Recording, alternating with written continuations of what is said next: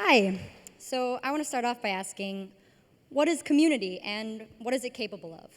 There's so much nuance in that one word, it doesn't quite really capture the scope of communities that can exist, from families to coworkers to local religious groups. Nor does it quite capture the transformative power of communities to transform the lives of the individuals within them. So how do you even begin to define that? I want to share a story where I try to do so, and the following slides will just be pictures of, of that journey. So in 2014, I had just finished high school, and not wanting to take university right away, I decided to take a gap year. So I joined a group of 9 people in an experimental fellowship called the Go Project. We went to Turkey, Myanmar, and Panama for a year total, working as in-house consultants for various organizations. This was my first job, and I didn't really know what I was doing. It was a strange circumstance to be in after high school, but nothing could have prepared me for the growth that followed. So this is where we stayed in Myanmar. It's a super charming place, I know. There was no kitchen, the electricity and water would go out like all the time. And it was also very tough being together 24/7. Imagine going to work with your coworkers every morning and then returning home in the evenings together to cook, to have dinner, to just be together all the time. You get to know each other very, very fast. But even that and the challenges beyond, all of it was a learning opportunity. And I clearly remember the first day that I arrived to Istanbul, Turkey. I was supposed to meet my team for the first time, and I was scared out of my mind.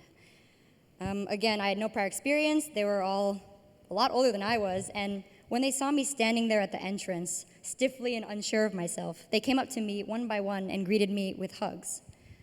That was such a small gesture, but for me it meant so much. And because they extended that openness to me, it let me kind of relax and reciprocate that warmth. And that was actually the first lesson that they taught me, is that people reflect how you make them feel. And I don't think I've ever stopped learning since. So from that day, we had 3 months to organize the first demo day of Startup Bootcamp Istanbul. We all came in with our respective skill sets that combined allowed us to pull it off. And we pulled it off in all of the places we went to, from pushing projects that had to do with increasing education access in Myanmar or creating local communities in Panama City. All of it was possible because of the support we had for each other and the support that the local communities provided for us. This year-long experiment changed us into people who not only had the capacity to create diverse change, but people who actually did. And I think that transformation kind of crept up on us. And it wasn't in our onboarding documents or our documented scope of work. It was in everything else. It was in the late night collaborations before a deadline. It was in the intense warmth of all the communities that welcomed us wherever we went. It was in the super spontaneous trips to the end of bus lines or to temples at sunrise. It was in all the difficult conversations that were between people who were friends, who were coworkers, who were family, like all the lines blurred. And it was in the vulnerability that we all gave each other. And consequently, the trust that we built occasionally broke, but ultimately rebuilt again. And the entire scope of our experiences, the good and the bad and the in-between, all of it was learning. And it was something that none of us could have had alone. And while I understand this story is a pretty extreme case of what a transformative community could look like, I do believe there are some generalizable principles that can be extracted from them.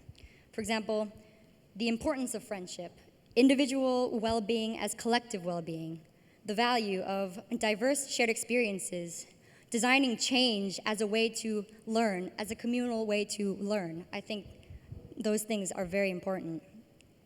And figuring out how to make the most of the communities you're in, it doesn't have to be a formal process either.